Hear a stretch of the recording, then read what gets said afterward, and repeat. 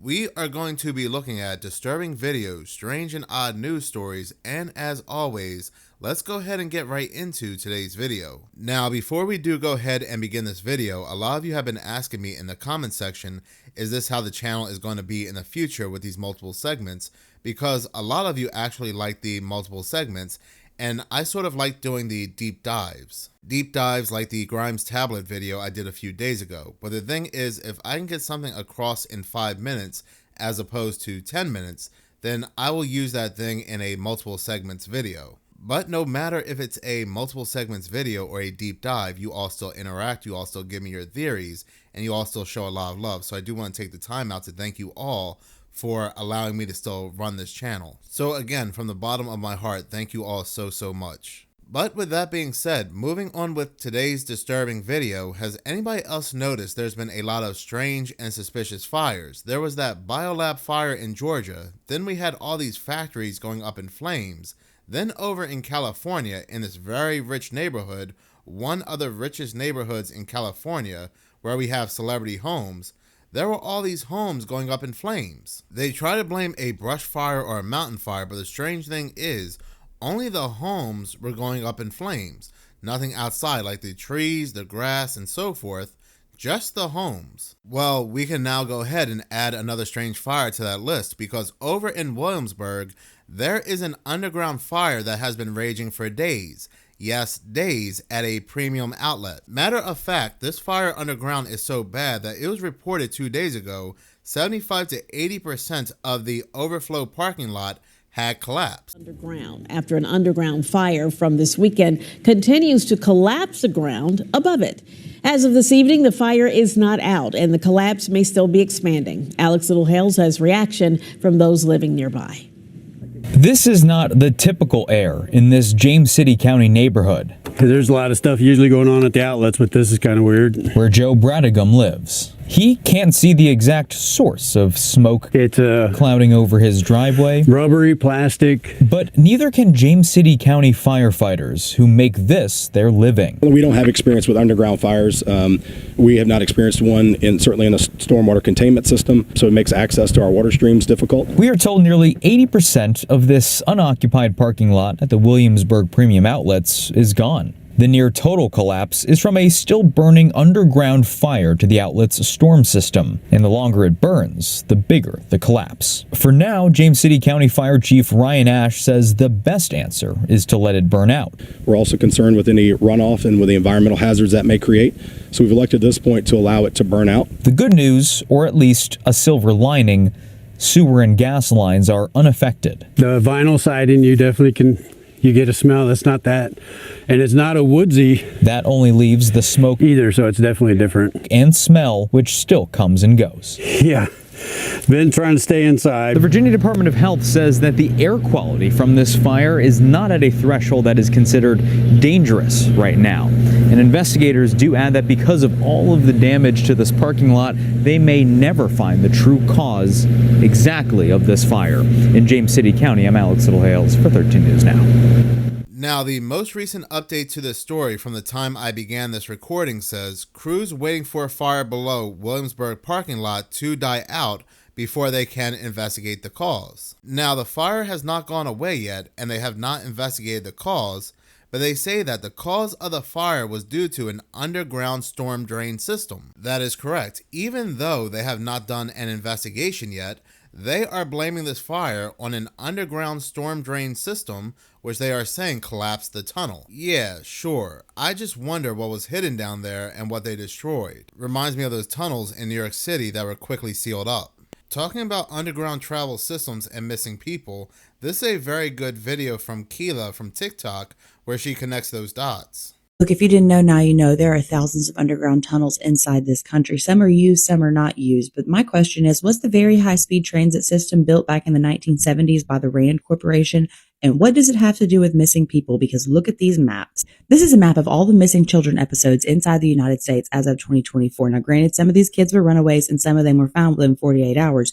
But please notice how when there is a high number of missing children, There's a stop on this very high transit system. And let's keep in mind, we have over 300,000 migrant children missing in this country right now. Now, on top of that, every day, 2,300 Americans are reported missing and countless others go missing without being reported. As of February 2024, Texas had 2,585 people missing. And California had 3,362 people missing. And I'll be damned, on the very high-speed transit system, there are 3 stops in Texas and 2 stops in California. So then I started thinking about missing people in national parks. You know, missing 411, how there's over 1,200 people missing in national parks. Look at this map. Yes, I will absolutely give it to you. This map does not match up perfectly with the very high-speed transit system, but when you add that cave system in, baby, it matches too close. Now think about people that have just gone missing without a trace, just vanished off the face of the earth, like the Yuba County 5 over here near Sacramento, or all those kids in Atlanta.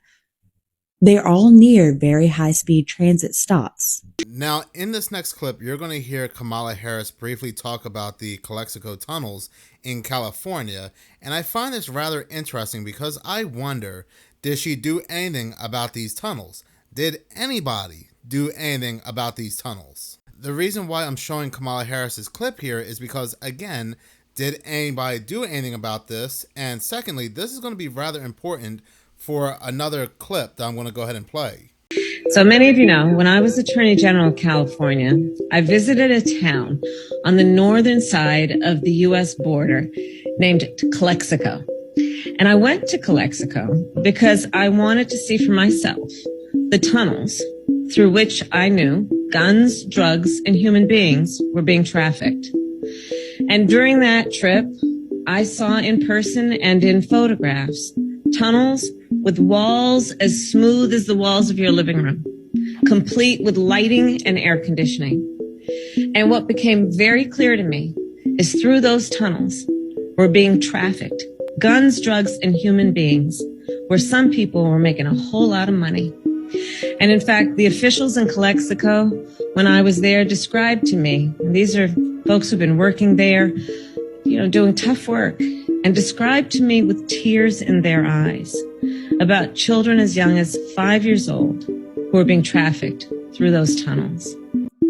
So many of you know, when I was Attorney General of California. But again, was any action taken upon the discovery of these tunnels? Was anybody held responsible?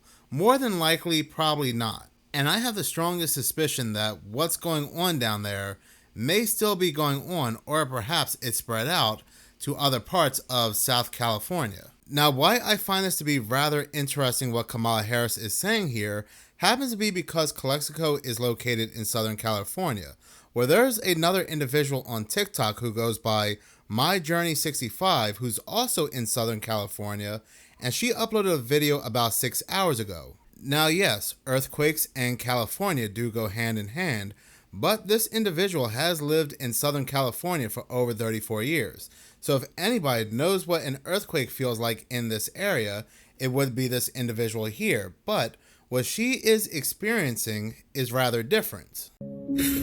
Okay, guys, it's 12:58 a.m. The ground is shaking.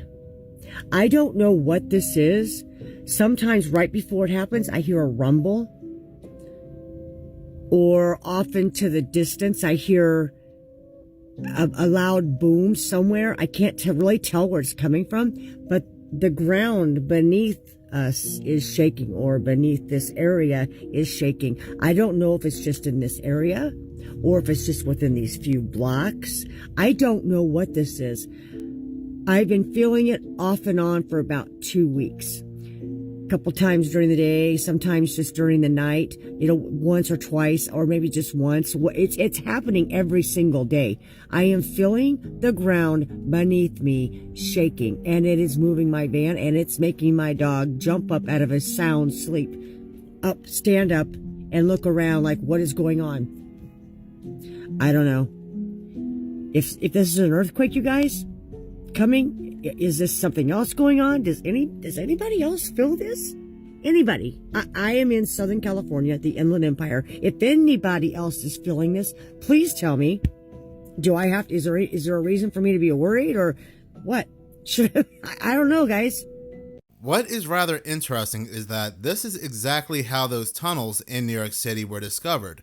those tunnels that were under a very interesting location where the New York Police Department came out and quickly sealed those tunnels. The residents near these locations kept hearing all these booms and all these loud sounds and this very bizarre shaking which felt different than an earthquake. The residents, they kept calling the police. Eventually, the police were led to these tunnels under this very specific location. The police never investigated these tunnels. There was no investigations done. Again, they were just quickly sealed up, and that was that. This was another one of those stories where nothing was done. Everything was quickly swept under the rug, and the fact checkers were released from their toilets and their sewers they reside in to tell us that what we saw on camera, well, we actually did not see. But homes and office buildings around this location were actually collapsing and sinking thanks to these mysterious tunnels in New York City. But California has a ton of underground tunnels. Yes, a lot of these tunnels were used during Prohibition, but a lot of these tunnels are operational still today. Take a look at this video that was uploaded by Deco on TikTok, where a pair of explorers were exploring a tunnel in California and they came across an elevator. We actually found it. I didn't think we'd find this cave, but here it is.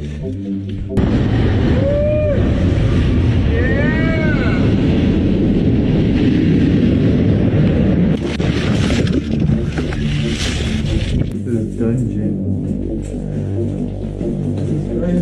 I know, who built it? Yeah. What?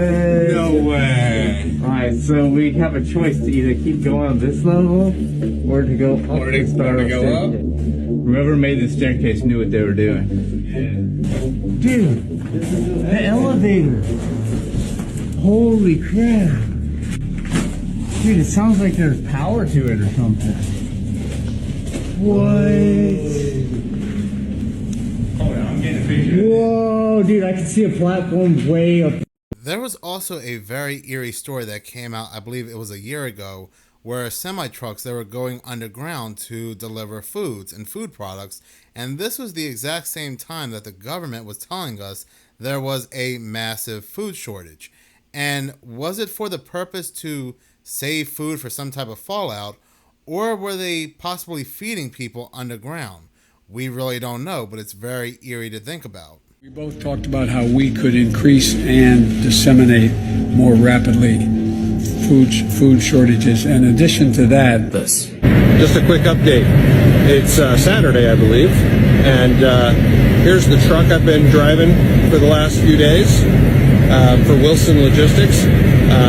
This trailer just was assigned to us from Kraft over at the Kraft Foods plant, and we're delivering it here to what's called the Springfield Underground. And that is, as you can see behind me, this giant cave that's big enough to house hundreds of these trucks and trailers. There's a train track running through here. Just to give you an idea, back here, there's a regular sized truck. See how tall that is up there? It's just incredible. Anyway, having a great time, learning lots. I'm sure there's some of you out there that knew about this place, but for the majority of us, I don't think we knew about this place. So I watched a video of a high-ranking guy taking this news agency around in this underground facility. And what he said is this place is so big, they have upwards of 500 employees. And he said that they have 500 to 600 trailer trucks come through there daily. I mean, look, is this not crazy?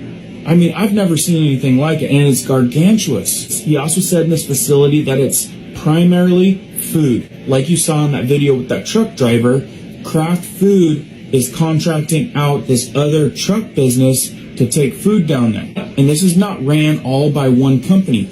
All of this space down there is leased. It's leased to whoever buys it, probably to the highest bidder in some cases. Now, it gets really interesting here in a minute, but he also says that they're expanding another 1 million square feet.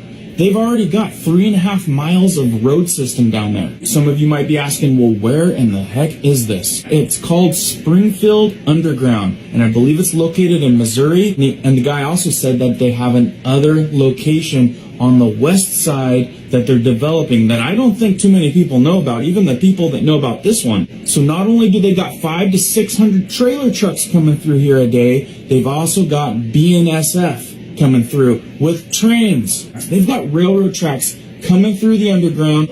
I mean, look, they've got huge railroad track systems that come through here and deliver huge boxcars of probably food. The main guy also mentioned that they have a huge area down there that has a huge stockpile of PPE, personal protective equipment, in case of a catastrophe and emergency. Now, I know a lot of you people are shocked about this. Like, I had no idea that this place existed. And the crazy thing is it's so deep down into the ground. Look how deep it is.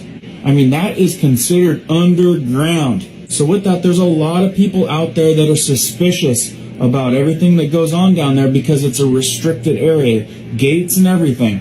One person mentioned that there's a lot of cover-up companies that are ran by the GOV that lease a ton of space and are stockpiling tons of food down there.